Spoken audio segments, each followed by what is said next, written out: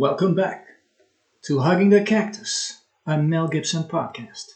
And today, a special treat. Today, we cover Boss Level. Now, for the many of you who haven't seen this amazing movie, I am here to tell you, you need to see it.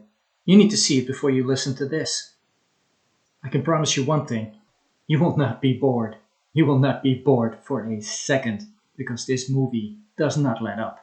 This movie does not stop for a cigarette. This movie doesn't stop for anything. This movie is one big, action-packed monster. The closest comparison I can come to is Crank High Voltage, maybe, or Mad Max Fury Road even. This film should be considered a modern classic. The cast is great. The CGI is great. The story is fantastic. The action is amazing. It's a satisfying movie from beginning to end. And the reason why no one is talking about it, because it bombed. It bombed completely. So normally we would be talking about Mel Gibson and his part in the movie, and we will. But much like Dangerous, we're also going to be looking and perhaps dissecting why this movie didn't do as well as it should have done, which is produce a box office smash and create a modern classic. Because I'm here to tell you, you should watch this movie and you will be the better man for it. Now, why didn't this movie sell? Why? Distribution was not picked up. As a result, it never saw a theater. As a result, it got picked up by some streaming service, was treated as content, which basically is filler of the week. And that was it. That's all she wrote. Much like the straight-to-video movies of the 80s. But is that really it? Or does this movie really have a shot at perhaps being saved from movie purgatory? Because people should really watch this. Why should you watch it? For the sword fights? For the gun porn? For the fast-paced car chases? For the intrigue? For the sci-fi, for the beautiful actresses, for the comedy, for the martial arts. Yeah, why would you watch this movie? If they've done everything right. So who dreamed this up? Well, that's a guy called Eddie Borey and his brother Chris. Now, I looked into these guys. There's not a lot to find. But Chris co-wrote Open Grave, movie from 2013, and he started in the industry as a grip, and currently he's a second unit assistant director. And his brother wrote Boss Level, wrote Open Grave, also wrote a movie called Give Baby a Kiss, and he wrote Deadly Beloved. So this is a brother team that's been around for a while, that's been trying to break into the industry, and they came up with this concept, a script, story, and they called it Continue. Now, this got finally picked up by director Joe Carnahan. You'll know Joe Carnahan from stuff like Smoking Aces, The A-Team, and I'm not talking TV show, of course, but the big budget CGI movie. He did The Grey, and he did Cop Shop. So this is no slouch. So he found this script somewhere in 2012. It went into pre-production. Nobody did anything with it. Finally, it got greenlit in 2017 and renamed Boss Level.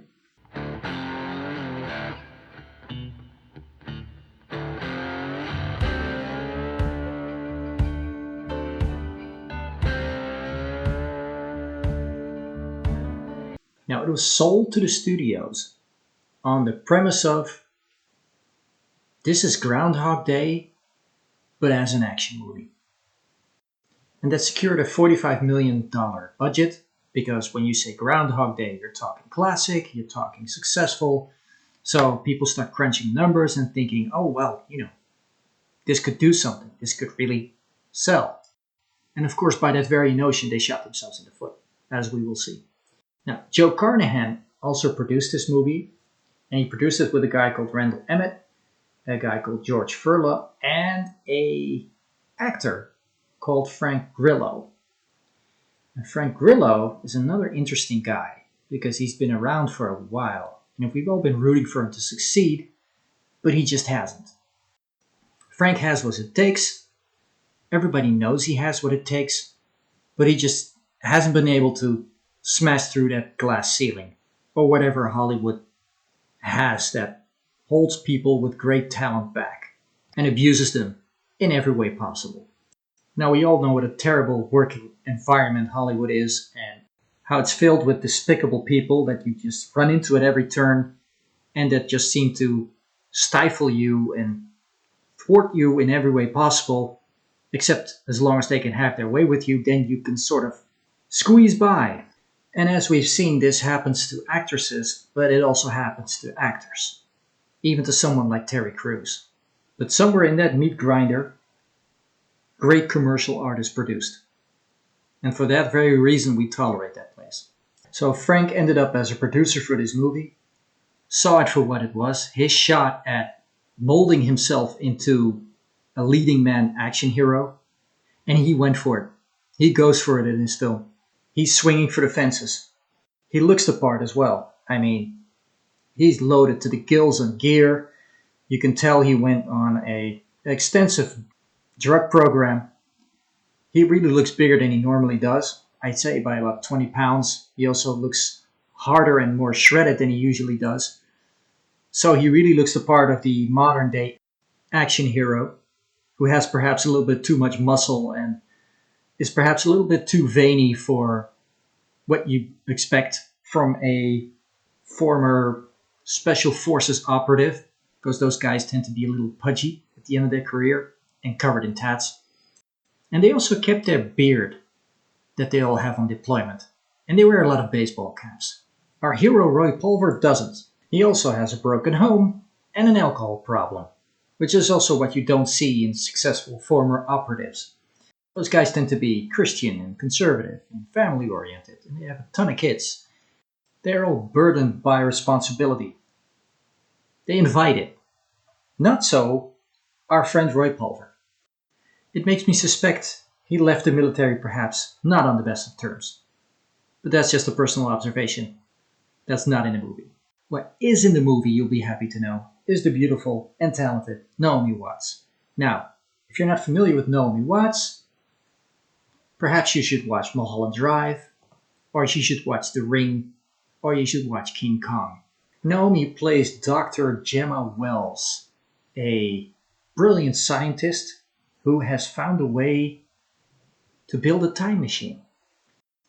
And as the movie starts, we are already drawn into the mystery of how exactly this time machine works and how exactly our friend Roy Palmer plays a part in this. And how a certain Colonel Clive Venter, played by a certain Mel Gibson, figures into all of this. The entire movie, the main character Roy Pulver chases a MacGuffin. But the mystery part is we don't really know what that MacGuffin is, which is unusual. We get a couple of red herrings here and there, and ultimately, of course, we find out what exactly happened. But nothing is as it seems.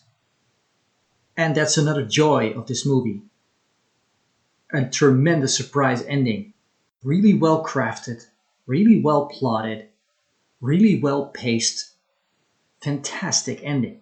Now, a lot of the credit of this goes to an uncredited group, which is Blumhouse Production, who were contracted to do another edit after this movie failed to be picked up for distribution. And it's this edit that was dumped on streaming services, particularly Amazon Prime. And they had to go to court for it, because they were never paid. Probably because the movie, or the production company, or whoever produced it, went busto. I mean, this thing cost $45 million to make, and apparently in the sale to streaming, they made about $11.5 million. So that's pretty harsh. Blumhouse contends that their cut was the one used for streaming, and they were owed a percentage. I think it's about 5% of the sale they were told to get to Hulu. but that, according to Blumhouse, never materialized.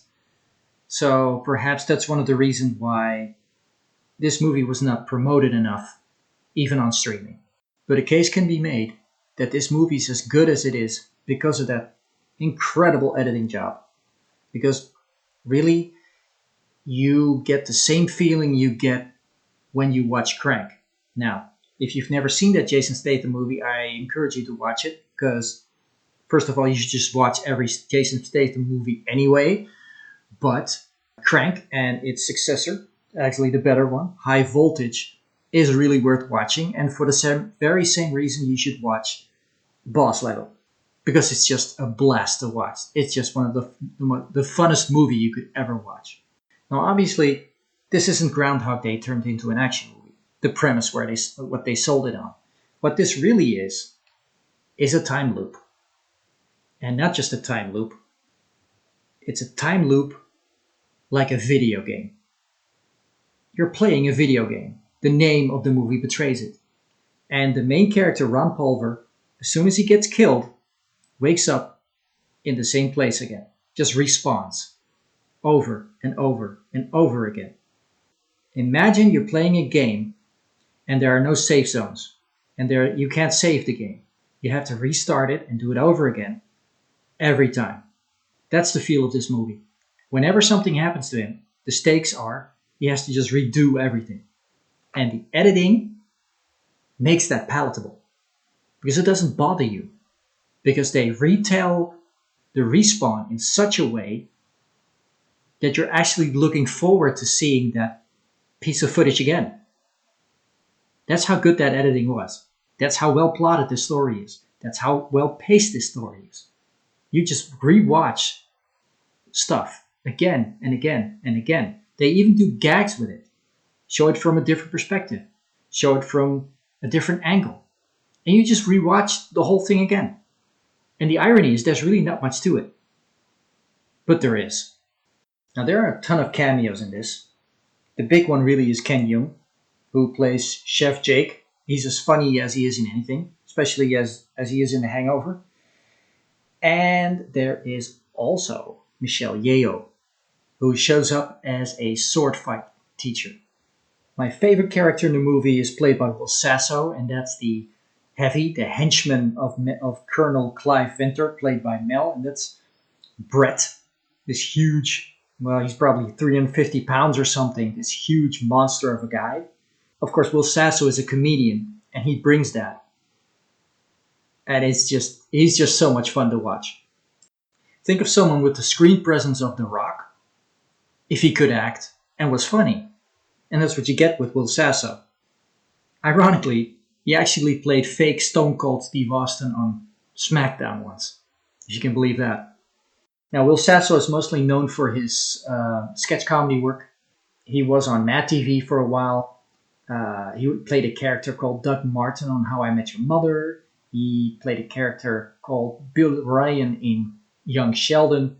So he's been around for ages. It's just great to see him in this part. I think he did a really good job. And I hope people wake up to the fact that this guy is just immensely talented and should just be doing a lot more stuff. Another interesting cast member is the addition of Annabelle Wallis, who plays Alice.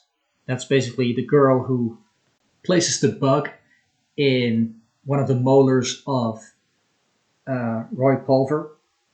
The thing with the bug is probably my favorite part of the movie, and I won't spoil it for you. Now, you will know Annabelle Wallis mostly from Peaky Blinders. She's been in a ton of other stuff, but we'll recognize her from that show. And I think the really breakout character in this movie, the actress who just really made her mark, my opinion, is the actress who played Guan Yin, Selena Lo. She's just excellent.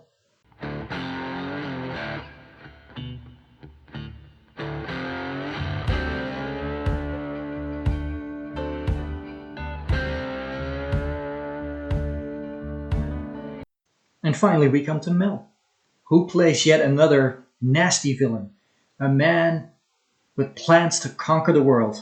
And in this case, he needs a time machine to do it. Again, the great character actor that he comes up with another figure who just bores people to death with his long diatribes that really go nowhere. It's hilarious. Like in every movie of this type, he does his job well. You really want the hero to kill him. That's his point. That's the whole reason why he was hired. He's the villain. You have to have the feel-good death of the villain, otherwise you don't have a feel-good ending. And much like his character Cormac in The Continental, he has an army of goons. He can be set on our hero, Roy Pulver, who dies and dies and dies again to get past him. Somewhere in between all of this, the main motivation of the character is fleshed out, mostly thanks to the excellent acting abilities of one Naomi Watts, but also because they managed to contract a kid actor who doesn't annoy you. And you'll be surprised to know that it's actually Frank Grillo's son, Rio Grillo. It surprised me for sure. Normally nepotism doesn't really work out, but in this case, this isn't Will Smith's kid, let's put it that way.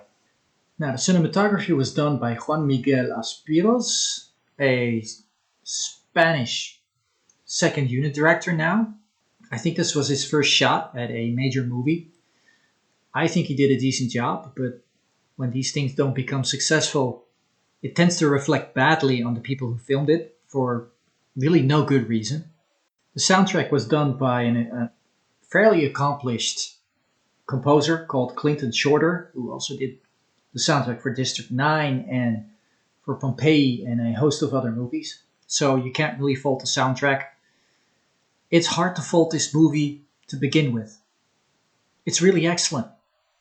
And it's sad that this somehow got the short end of the stick. And of course, that doesn't help that it came out in 2020/2021 at the height of a era where nobody was able to go to the movies in the first place. So go watch this movie and enjoy it. And don't be surprised that at the end of the movie, you just watch it again. Because that's what happened to me. I watched it and I just backed it up. And I just watched it again. Because I enjoyed it that much. And that is a rare, very rare occurrence. And it's one of the reasons I included this movie in this season, because I just felt it important, not just because it was an interesting footnote in Mel Gibson's career. I mean, after all, it's just a bad guy he played, probably as a lark, for good money, because he's billed as the main star. He's really probably one of the reasons they were able to get the budget they could get. Frank Grillo gets a little rub from this. Not as much as he deserves, perhaps, but it's nice to see him interacting with Mel Gibson. I think that their scenes together were really good. I've really been rooting for Frank Grillo to make it big ever since he played a cop in The Shield. Everyone who's seen Prison Break remembers him from that. He was in Kingdom, and of course, and that's another movie well worth watching. He's in Cop Shop, also directed by Joe Carnahan, so at least he has a good connection there. They work well together. Really wish this movie the cult status it deserves. It really should be revered for its excellence. It deserves to be up there with movies like Bullet Train. I encourage you to watch this movie. You won't be disappointed. And I'd like to think that's my contribution to this film, because I'm Guan Yin and I have done this. Thanks for listening. Thanks for watching. Bye for now.